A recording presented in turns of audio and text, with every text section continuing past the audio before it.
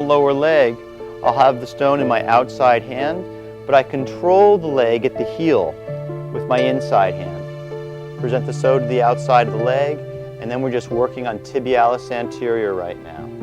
Again, drawing the stone back and leaning into our strokes. Now, when I want to, I'll turn the stone up on its side, which is a cupping technique, where I'm pinning the stone to the body, and the motion to bring tibialis anterior slightly away from the bone is with my arm. It's not coming from my fingers. My fingers are not doing the work.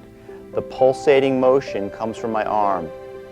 My thumb is held rigid, but it's not squeezing the stone. And the pressure is coming from my palm to hold the stone in place.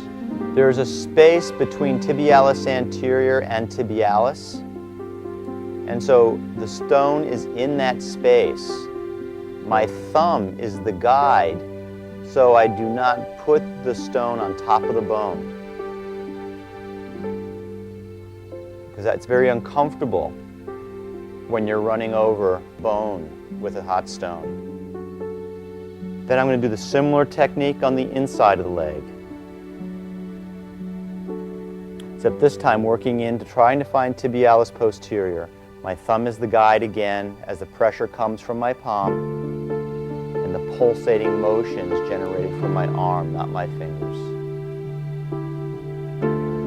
Then when I'm done with the leg, as far as the hot stone massage is concerned, I'll just do a little bit of work with my hands on the top of the foot. And then I want to connect the strokes that I've done. So I'm just going to do a nice glide, and then I remove the stones that I previously placed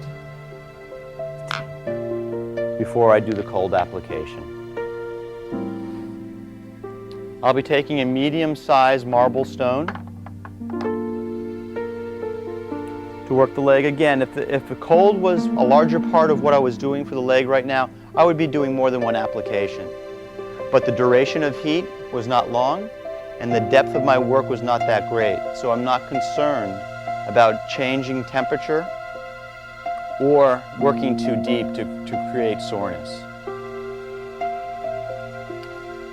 Put a little bit more prosage in my hand before I apply the cool stone.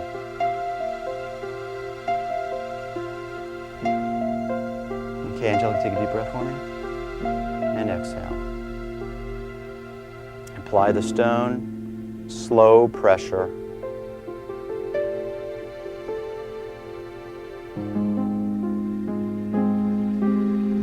Leaning into your stroke. And again, I'll roll the stone into the other hand and hit a little bit of the inner thigh.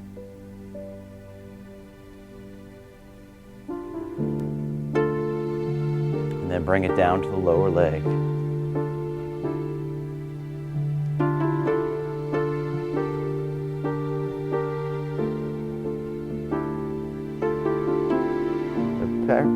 The pressure is slow. Pace is slow. Pressure is firm while you're working with cold. Then when I'm done with the cold application, I just glide off the foot. Another stroke up the leg to connect the work. And then we'll drape the leg. So now we're moving on to the arms, and I'm going to take out just one stone. So when you're working on the arms, you're going to be taking out a smaller stone. The surface area is not as large. I place the stone at the head of the table, keeping it far enough away from the head or the arm so if Angelica happens to move, she doesn't bump into a hot stone.